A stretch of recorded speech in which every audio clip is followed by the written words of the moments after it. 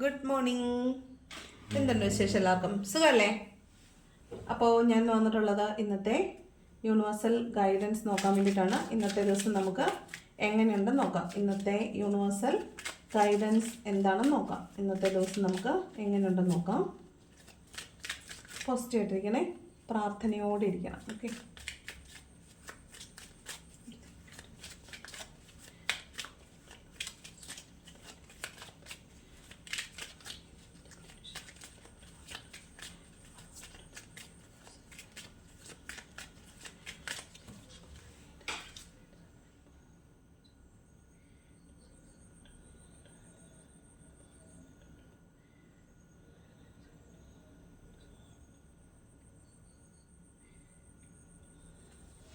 Okay, നോക്കാം ഇന്നത്തെ universal guidance എന്തെല്ലാമാണ്.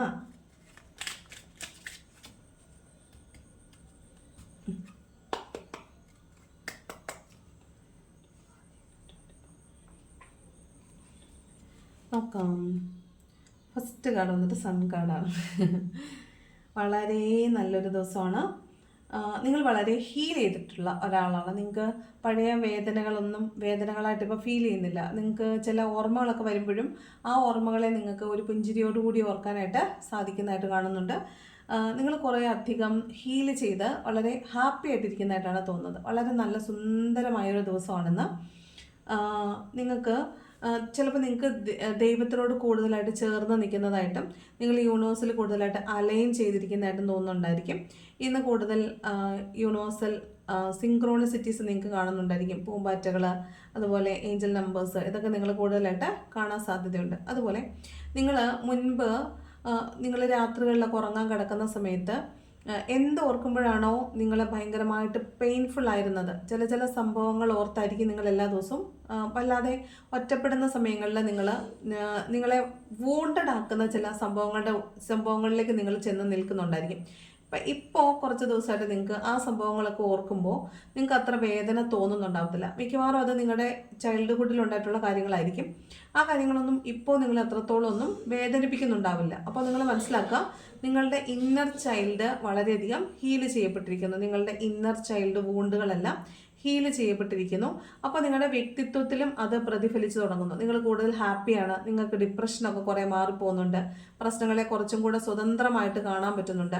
വിശാലമായി കാണാൻ പറ്റുന്നുണ്ട്. കുറച്ചും കൂടെ നന്നായിട്ട് ആളുകളോട് പെരുമാറാൻ പറ്റുന്നുണ്ട്. നല്ല ഹാപ്പിനെസ് നിങ്ങൾക്ക് തോന്നുന്നുണ്ടായിരിക്കും. അപ്പോൾ ഇന്ന ദിവസം വളരെ ഹാപ്പി ആയിട്ടുള്ളൊരു ദിവസമായിട്ടാണ് കാണുന്നത്. സൺ കാർഡാണ്. നിങ്ങളുടെ മനസ്സിൽ എന്തെല്ലാം നെഗറ്റീവ് ചിന്തകളൊക്കെ ഉണ്ടായിരുന്നെങ്കിൽ അതെല്ലാം പോയിട്ട് നിങ്ങൾ ഇന്നേ ദിവസം വളരെ തെളിഞ്ഞ ചിന്തകളുള്ള, ശുഭാപ്തി വിശ്വാസമുള്ള, നല്ല ചിന്തകളുള്ള ആളുകളായിട്ടാണ് കാണുന്നത്. Sun card. ഓക്കെ, പുതിയ തുടക്കമാണ് കേട്ടോ. പുതിയ തുടക്കങ്ങൾ ഉണ്ടാവുക എന്നാണ് സൺ കാർഡ് പറയുന്നത്.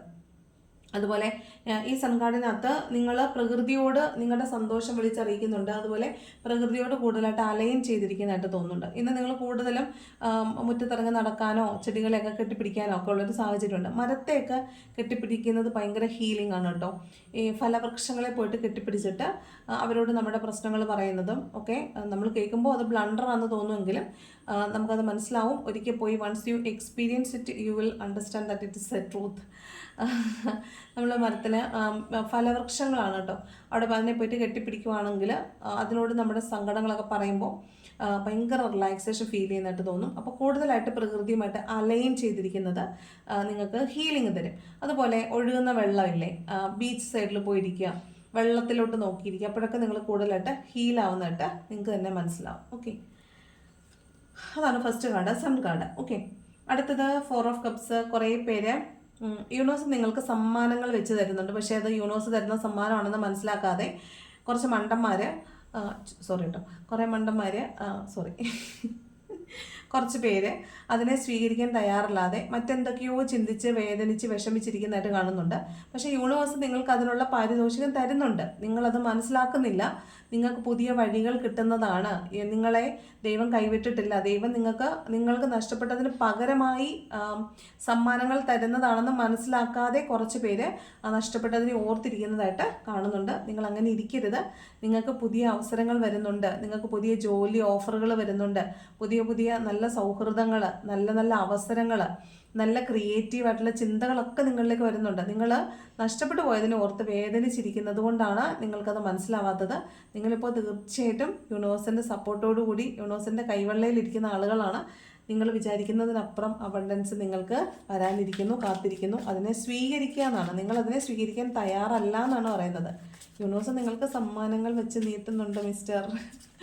ഓക്കെ, കണ്ണ് തുറന്ന് ചുറ്റും നോക്കൂ. നിങ്ങൾക്കുള്ള അവസരങ്ങൾ ചുറ്റും വന്ന് നിറഞ്ഞു നിൽപ്പുണ്ട്. നിങ്ങളൊന്ന് കണ്ണ് തുറന്ന് നോക്കിയിരുന്നാൽ മാത്രം മതി. ഓക്കെ, അതാണ് 4 ഓഫ് കപ്സ് പറയുന്നത്. നഷ്ടപ്പെട്ടു പോയതൊന്നും നിങ്ങളുടേതല്ല.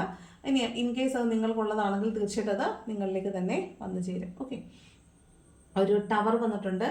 ചിലപ്പോൾ വഴക്കുകൾ ഉണ്ടാകാൻ സാധ്യതയുണ്ട്. ചിലപ്പോൾ ചിന്തകളിൽ വരുന്ന മാറ്റമാവാം. പെട്ടെന്നുണ്ടാവുന്ന എന്ത് ചേഞ്ചും ആകാം കേട്ടോ.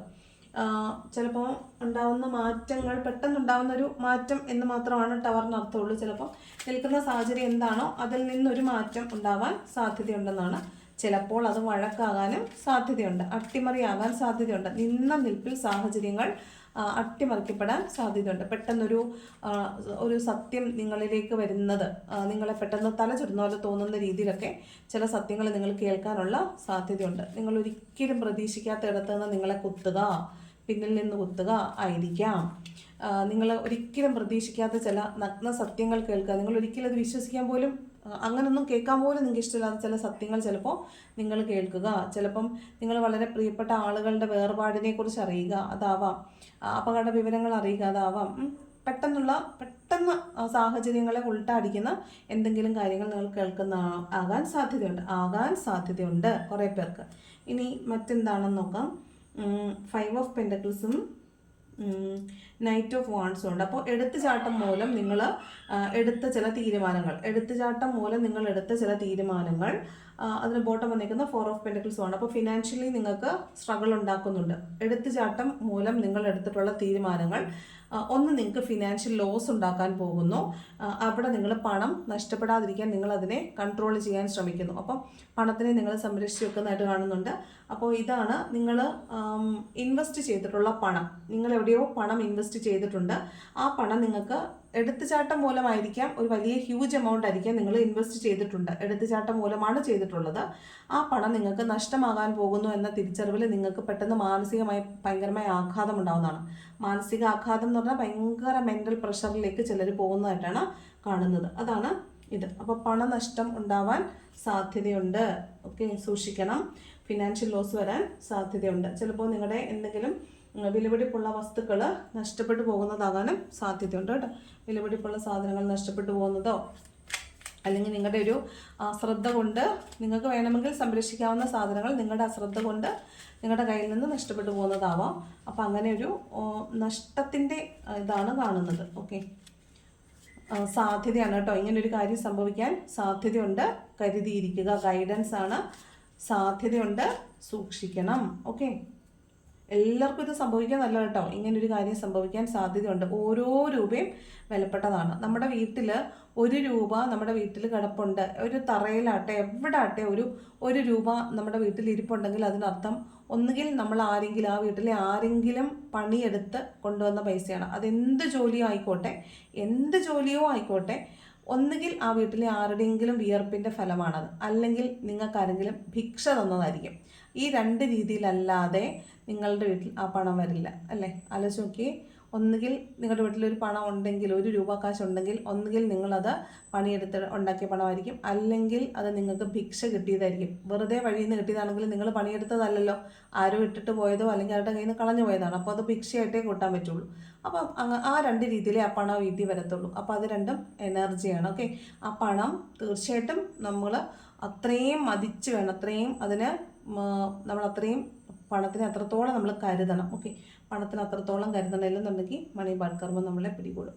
അപ്പോൾ ഇന്നേ ദിവസം പണം സൂക്ഷിച്ച് മാത്രം കൈകാര്യം ചെയ്യുക. ഓരോ രൂപ എടുത്ത് ചിലവാക്കുമ്പോൾ സൂക്ഷിച്ച് ചിലവാക്കണം. ഓക്കെ, അടുത്തത് പേജ് ഓഫ് കപ്സ് ആണ്. നിങ്ങൾക്ക് ഓഫറുകൾ വരുന്നു എന്നാണ് കേട്ടോ. അത് നിങ്ങൾക്ക് നല്ല ജോലി ഓഫറുകൾ വരുന്നതാവാം.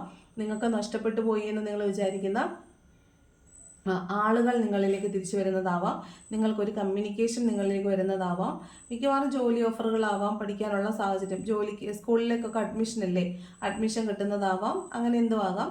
നിങ്ങളിലേക്ക് ഒരു ഗിഫ്റ്റോ സർപ്രൈസോ ഒരു ഓഫറോ നിങ്ങളിലേക്ക് വരുന്നതാണ്. പേജ് ഓഫ് കപ്സിൽ എനർജി പറയുന്നത്. അതൊരു യങ്ങർ എനർജിയാണ്, പക്ഷേ വളരെ ക്രിയേറ്റീവ് ആയിട്ടുള്ളൊരു എനർജിയാണ്. പുതിയ കാര്യങ്ങൾ പഠിക്കാൻ പോകുന്നതാവാം, അങ്ങനെ എന്തും ആകാം. ഒരു പുതിയ തുടക്കമാണ് പേജ് ഓഫ് കപ്സ് പറയുന്നത്. നെക്സ്റ്റ് കാർഡ് വന്നിട്ട് മൂൺ എനർജിയാണ്. കുറച്ച് പേർക്ക് ഒരു പേടി, ഭയം ഒക്കെ കാണുന്നുണ്ട്. ചിലപ്പോൾ അത് മൂഡ് സ്വിങ്സ് വരുന്നതാവാൻ സാധ്യതയുണ്ട്. ചിലപ്പോൾ പെട്ടെന്ന് മൂഡ് സ്വിങ്സ് ഉണ്ടാകുന്ന ആളുകളുണ്ടാവാം. അപ്പോൾ അവർക്ക് ചിലപ്പോൾ ഒരു മൂഡ് ഔട്ടായതൊക്കെ തോന്നാം. ചിലർക്ക് ഈ എന്തുകൊണ്ടാണെന്നറിയാത്ത ഒരു ഡിപ്രഷൻ ഫേസിലേക്ക് പോകും. എന്തുകൊണ്ടാണെന്ന് നിങ്ങൾക്ക് മനസ്സിലാവില്ല, പക്ഷേ ഇടയ്ക്കിടയ്ക്ക് എന്തോ ഒരു ഒറ്റപ്പെട്ട പോലെ ഒരു തോന്നൽ, ഒരു ഡിപ്രഷൻ പോലെ നിങ്ങൾക്ക് തോന്നാൻ സാധ്യതയുണ്ട്. ആൾക്കൂട്ടത്തിലാണെങ്കിൽ പോലും നിങ്ങൾ ഒറ്റയ്ക്കാണെന്നൊരു തോന്നൽ വരാൻ സാധ്യതയുണ്ട്. പിന്നെ കുറച്ച് പേരുടെ കള്ളത്തരം, നിങ്ങൾ എന്തെങ്കിലും കള്ളത്തരമൊക്കെ ചെയ്ത് വെച്ചിട്ടുണ്ടെങ്കിൽ അത് ചിലപ്പോൾ കണ്ടുപിടിക്കപ്പെടുമോ എന്നൊരു ഭയമായിരിക്കും ചിലപ്പോൾ നിങ്ങളുടെ കയ്യിലുള്ളത്. നിങ്ങൾക്ക് രണ്ട് മുഖമുണ്ട്, അല്ലെങ്കിൽ രണ്ടാളുകളോട് അടുപ്പമുള്ള ആളുകളുണ്ടെങ്കിൽ നിങ്ങളുടെ ഒരു കള്ളത്തരം പിടിക്കുന്നതാവാം. അപ്പോൾ അങ്ങനെയൊക്കെ സംഭവിക്കാൻ സാധ്യതയുണ്ട്. അതായത് ഷാഡോ സെൽഫ് എന്നാണ് പറയുന്നത്.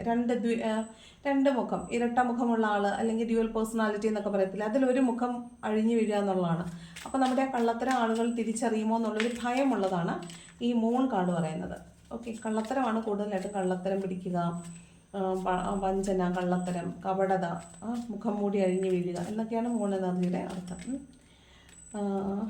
ചതിക്കപ്പെടാൻ സാധ്യതയുണ്ടെന്ന് പറയുമ്പോൾ ഇന്ന് രാവിലെ ഇട്ട റീഡിങ്ങിനകത്ത് ഞങ്ങളാരെയും ചതിക്കുന്നവരല്ല, സൂക്ഷിച്ച് വർത്താനം പറയണമെന്നൊക്കെ പറയുന്നത്.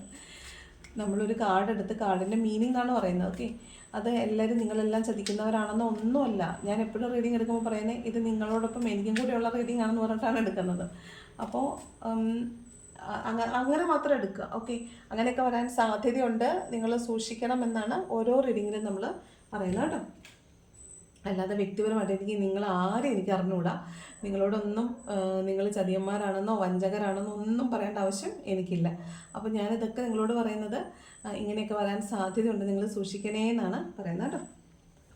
നെക്സ്റ്റ് കാർഡ് 7 ഓഫ് വാണ്ട്സ് ആണ്. അപ്പോൾ വീണ്ടും ഒരു നെഗറ്റീവ് ചിന്തകളാണ്.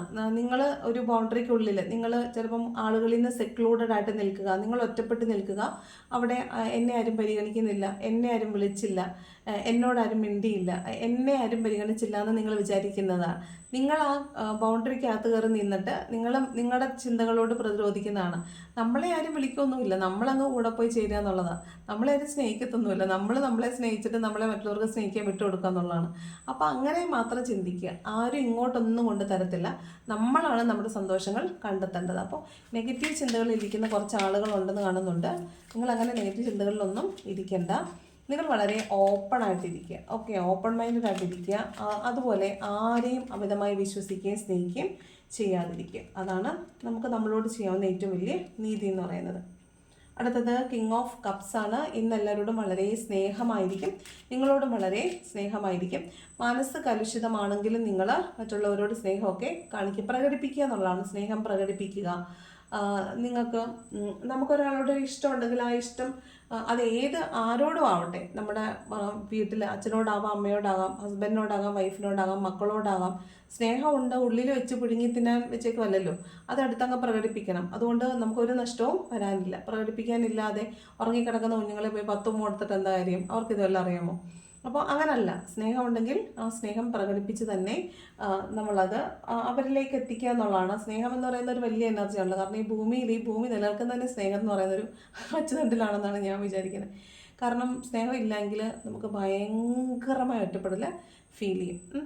അപ്പോൾ അതെല്ലാവർക്കും ഉണ്ട്, നമുക്കും ഉണ്ട്, നമ്മളെപ്പോലെ തന്നെ മറ്റോരോ ആളുകൾക്കും അത് തന്നെയാണ് ഉള്ളത്. അപ്പോൾ ഇന്നേ ദിവസം നിങ്ങൾ വളരെയധികം എല്ലാവരോടും സ്നേഹം കാണിക്കുന്നതായിട്ട് തോന്നും. നിങ്ങൾക്കിപ്പം സമയക്കുറവ് കൊണ്ട് നിങ്ങൾ വീട്ടിൽ ആർക്കും വേണ്ടിയിട്ട് സമയം സ്പെൻഡ് ചെയ്യുന്നില്ലെങ്കിൽ ഇന്ന് മനഃപൂർവ്വം ഇന്ന് എല്ലാവരും അടുത്തൂടെയൊക്കെ പോകുമ്പോൾ ഈ റീഡിംഗ് ഒക്കെ കേൾക്കുന്ന രാവിലെ ആയിരിക്കുമല്ലോ. അപ്പോൾ രാവിലെ ഇത് കേട്ട് കഴിഞ്ഞിട്ട് എല്ലാവരുടെ അടുത്തൂടെയൊക്കെ പോയിട്ട് വെറുതെ ജസ്റ്റ് ഒരു ഹഗ്ഗൊക്കെ കൊടുക്കുക. ഒരു കൈ കൊണ്ട്, ഇടത്തെ കൈ കൊണ്ടൊന്ന് ചേർത്ത് പിടിക്കാൻ എത്ര സമയം വേണം? 1 സെക്കൻഡ് 2 സെക്കൻഡ് വരെ ഒന്ന് ചേർത്ത് പിടിച്ചിട്ട് ഇന്നുണ്ട് എന്ന് പറഞ്ഞാൽ നമ്മളൊന്ന് ഹഗ് ചെയ്ത് ഇങ്ങനെ മുറുക്കി ഒന്ന് ചേർത്ത് പിടിക്കുക എന്ന് പറയുന്നതേ അതെല്ലാവരും ആഗ്രഹിക്കുന്ന കാര്യമാണ്. നിങ്ങൾക്ക് മക്കൾക്ക് ഡിപ്രഷൻ ഉണ്ടോ എന്ന് അറിയാനുള്ള ഏറ്റവും നല്ല മാർഗ്ഗം എന്താണെന്ന് അറിയാമോ?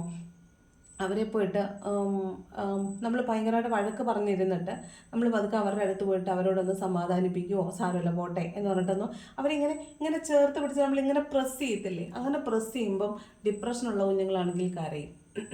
അപ്പം നമ്മൾ മനസ്സിലാവും അവർക്ക് ഡിപ്രഷനുണ്ട്, അവർ ഭയങ്കരമായിട്ട് സഫോക്കേഷൻ അനുഭവിക്കുന്നുണ്ട്, അവർക്ക് സപ്രസ് ചെയ്ത് വെക്കുന്ന കുറേ വികാരങ്ങളുണ്ട്. അപ്പോൾ അതൊക്കെ റിലീസ് ചെയ്യപ്പെടേണ്ടതുണ്ട്. നമ്മളൊരു വലിയ പരാജയമായി പോയി എന്നൊക്കെ നമുക്ക് അന്നേരം മനസ്സിലാവും. എന്നോടും കൂടെയാണ് കേട്ടോ.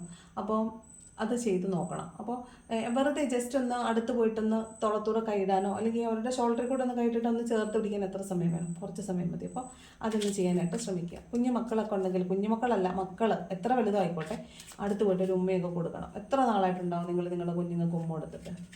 അപ്പോൾ അതൊക്കെ ഒന്ന് ചെയ്യണം. ഓക്കെ, ഇന്ന് സ്നേഹത്തിൻ്റെ ദിവസമാണ്, കിങ് ഓഫ് കപ്സ് ആണ്. ഓക്കെ, എല്ലാവർക്കും വീട്ടിലുള്ള എല്ലാവർക്കും അറഞ്ചം പറഞ്ചം ഉമ്മ കൊടുത്തേക്ക്. വീട്ടിലുള്ളവർക്കോട്ടെ, അപ്പുറത്തെ വീട്ടിലുള്ളവർക്കല്ല, സ്വന്തം വീട്ടിലുള്ളവർക്ക്. ഓക്കെ, അപ്പോൾ അതാണ് കിങ് ഓഫ് കപ്സ് എന്ന് പറയുന്നത്. നെക്സ്റ്റ് കാർഡ് ഫുൾ കാർഡാണ്. പുതിയ തുടക്കം എന്നാണ്.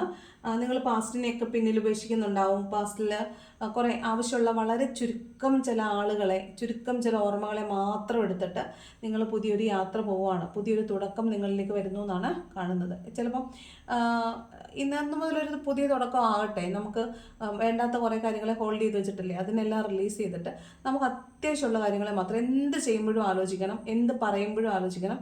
ഞാനിപ്പോൾ ഇത് പറയുന്നത് കൊണ്ട് എന്തെങ്കിലും കാര്യമുണ്ടോ? ഇല്ലെങ്കിൽ നമുക്കും പ്രയോജനമില്ല, കേൾക്കുന്നവർക്കും പ്രയോജനം, അല്ലെങ്കിൽ അത് പറയണ്ട. അത് പറഞ്ഞുകൊണ്ട് പ്രത്യേകിച്ച് ഒരു കാര്യം ഇവിടെ നടക്കാൻ പോകുന്നില്ല. അതുപോലെ ഒരു കാര്യം ചെയ്യുമ്പോൾ ഞാനിപ്പോൾ ഇത് അത്യാവശ്യമായിട്ട് ചെയ്യേണ്ട കാര്യമാണോ? അല്ലെങ്കിൽ അതിന് പ്രയോറിറ്റി കൊടുക്കണ്ട. ഒരു സാധനം വാങ്ങിക്കാൻ പോകുമ്പോൾ വേറൊരു സാധനം കണ്ടു, അത് വാങ്ങിക്കാൻ കയ്യിലെടുക്കുമ്പോൾ ഇപ്പം ഇത് വാങ്ങിച്ചത് അത്യാവശ്യമുണ്ടോ? ഇല്ലെങ്കിൽ അതവിടെ തിരിച്ചു വെച്ചേക്കുക. അങ്ങനെ ഇപ്പോൾ ആവശ്യമുണ്ടോ, ഇപ്പോൾ അത് പറയണോ, ഇപ്പോൾ അത് വേണോ എന്നൊന്ന് ചോദിച്ചാൽ ഒഴിവായി പോകുന്ന കുറേ പ്രശ്നങ്ങൾ നിങ്ങളുടെ ലൈഫിലുണ്ട്. സംശയം ഉണ്ടെങ്കിൽ നോക്കിക്കോ.